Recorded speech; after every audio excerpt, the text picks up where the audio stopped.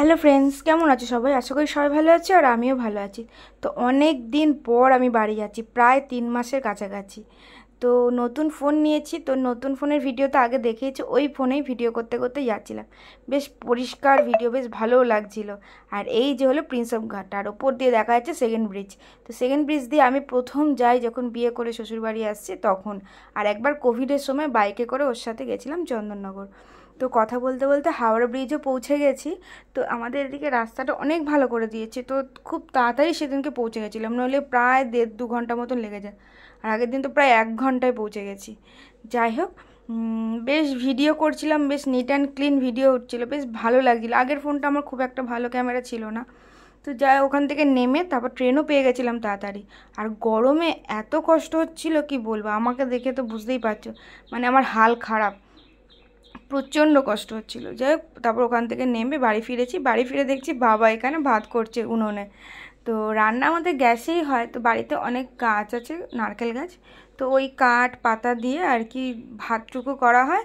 আর শীতকালে জল গরম করা হয়, টুকিটাকি করা হয়। তো তারপর দুপুরবেলায় এসে আর ভিডিও করতে পারিনি, প্রচণ্ড টায়ার্ড হয়ে গেছিলাম, গরমে ভীষণ কষ্ট হয়ে গেছিলো। তো খাওয়া দাওয়া করে তারপর ঘরে জানলা দরজা দিয়ে ঘরে বসেছিলাম। আর এদিকে বোনি তো টিভি দেখতে দেখতে খায়, তো ওর লাগে অনেক সময় টিভি দেখবে, সবার মুখের দিকে দেখবে, এই করে করে সময় কাটায়। দেখ, আমরা খেয়ে দিয়ে এখানে বসেছিলাম, বসে গল্প করছিলাম। অনেক দিন পর গেছি, বেশ ভালো লাগছিলো, সবার সাথে অনেক গল্প মানে করেই যাচ্ছি, শেষ আর হচ্ছে না, এরকম একটা ব্যাপার। তো আর গল্প করছিলাম আর এদিকে টিভি দেখছিলাম। সিনেমাটা দেখে বলো তো কী সিনেমা দেখছিলাম, হয়তো অনেকেই গেস করতে পারবে। তো খাওয়া দাওয়া করার পর আমি একটা তরমুজ নিয়ে গেছিলাম, তো মা তরমুজ কেটে দিয়েছিল, বাবাকে ওই যে ছোট্ট ছোট্ট করে কেটে দিয়েছে। আর আমাদের তো যেমন নর্মালি কাটে ওরকম। তো আমরা এদিকে তরমুজ খাচ্ছিলাম। আর তরমুজটা, আর এই মানে গরমে আর কি তরমুজ খাওয়া কিন্তু খুব উপকার, এবং শরীর ঠান্ডাও থাকে। আর খাওয়ার পর দেখো ওই খোসাগুলো দিয়ে বোন তনু সব গায়ে মাখছে।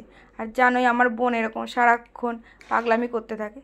তারপর দিন আর ভিডিও করা হয়নি। পরদিন সকালবেলা আমি আর বোন গেছিলাম বাজার করতে। তো রোদের মধ্যে বেরিয়েছি দুজনে হেঁটে হেঁটে বাজার করতে। তো সবজি বাজার করে এসেছিলাম মাটন নিতে। তো বোন বললো তাহলে আমি আর তুই দুজনে মিলে আজকে মাটন খাই। তো হ্যাঁ, সেই কারণে আমি আর ও মাটন নিয়ে বাড়ি চলে এসেছি।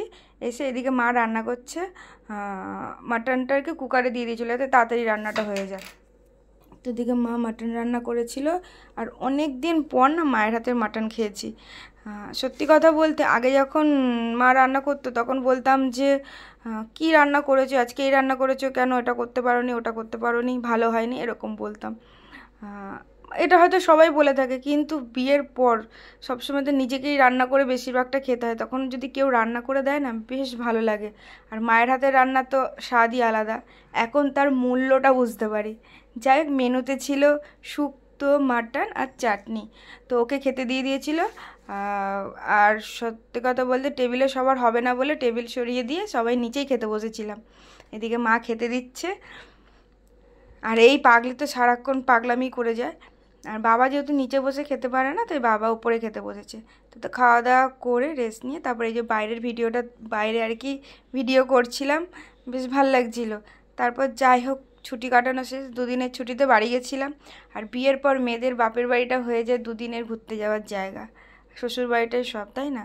আজও মানে এতদিন হয়ে গেছে তারপরও বাড়ি ফিরতে না ভীষণ মন খারাপ করে।